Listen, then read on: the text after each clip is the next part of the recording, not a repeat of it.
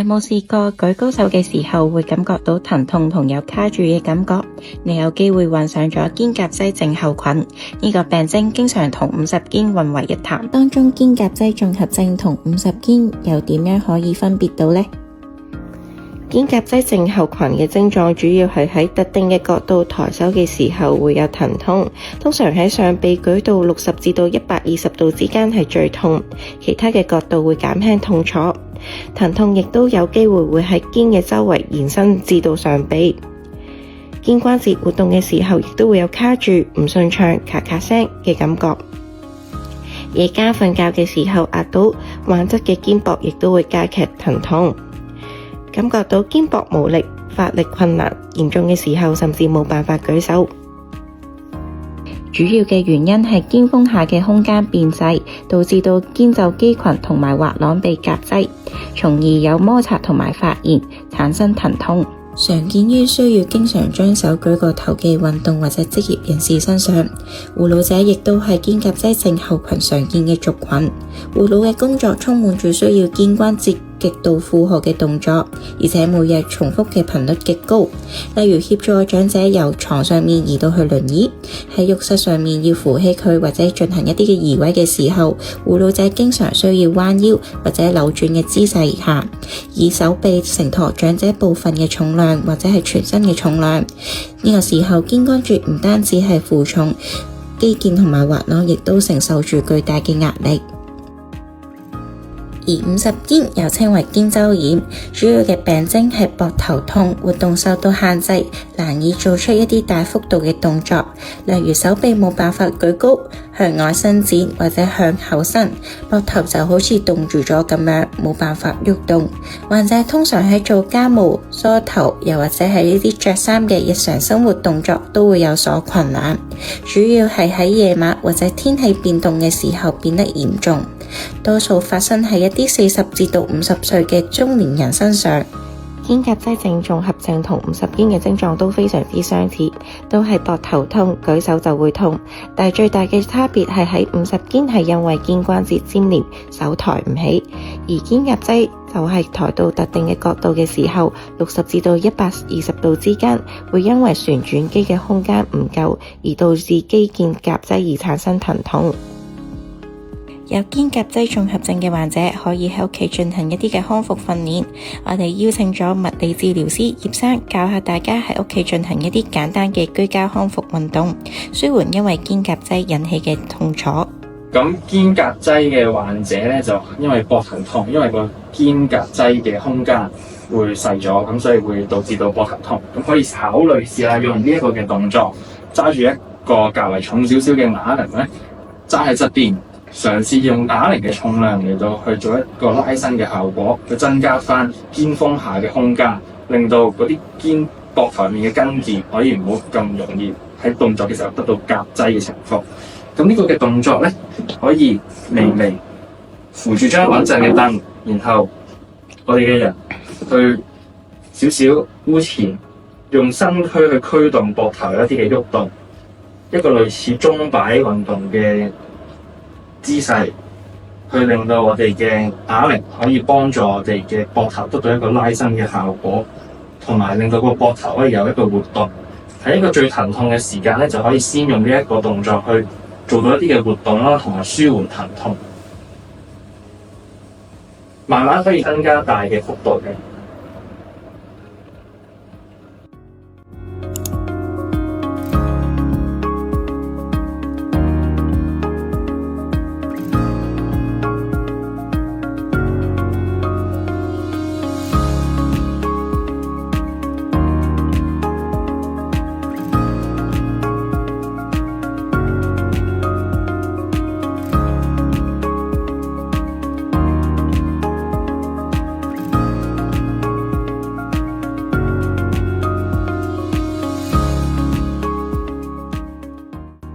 咁另一個咧會引致呢一個嘅肩胛肌綜合症嘅原因咧，就係個姿勢嘅問題啦。咁好多時候有呢一個膊頭痛，因為肩胛肌而引致膊頭痛嘅患者咧，佢哋嘅姿勢好多都會有啲嘅頭部咧會前傾咗啦。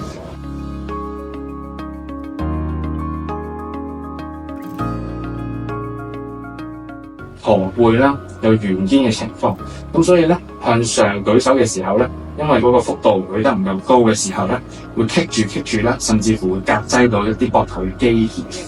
向外都係，如果因為駝背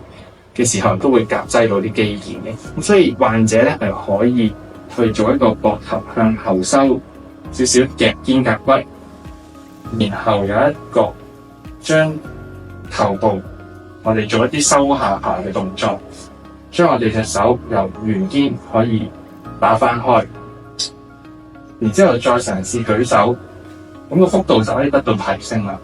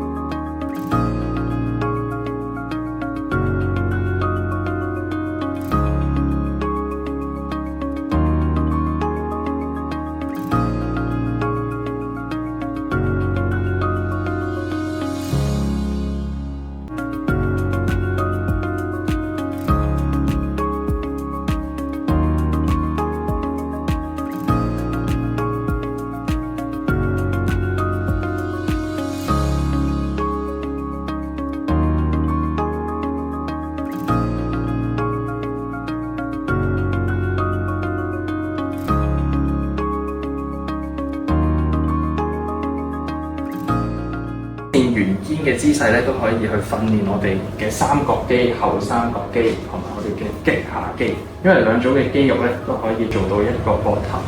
外旋嘅動作嘅。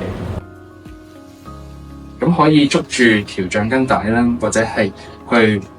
綁喺一啲穩陣嘅柱上面嘅。咁可以捉住條橡筋帶嘅時候，我哋而家係訓練緊右手嘅向外轉。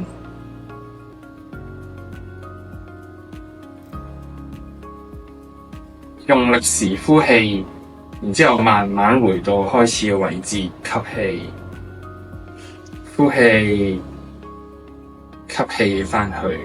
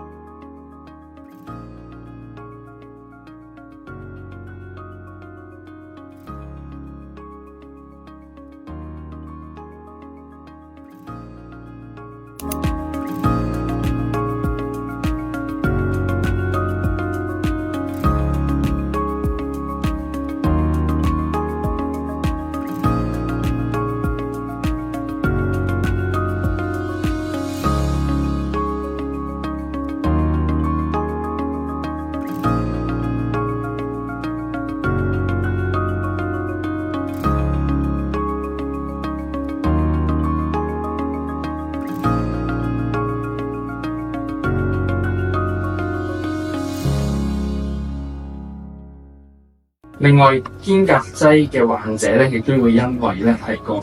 尺方肌，特別係下尺方肌嘅啟動不足，所以導致有肩胛擠嘅情況出現。如果痛楚可以得到減輕之後嘅患者，可以嘗試做呢個嘅動作，雙手好似一支丫叉，好似一個 Y 字咁樣，手指公喺後面指住，想像向後督。向後督嘅時候，會感覺到我哋嘅下尺方肌咧會有一個嘅收縮，去達至訓練翻我哋嘅下尺方肌。其他嘅位置可以擺喺一個大概英文字母 W 嘅位置、T 嘅位置、L 嘅位置，喺唔同嘅角度去達至可以訓練翻我哋嘅斜方肌。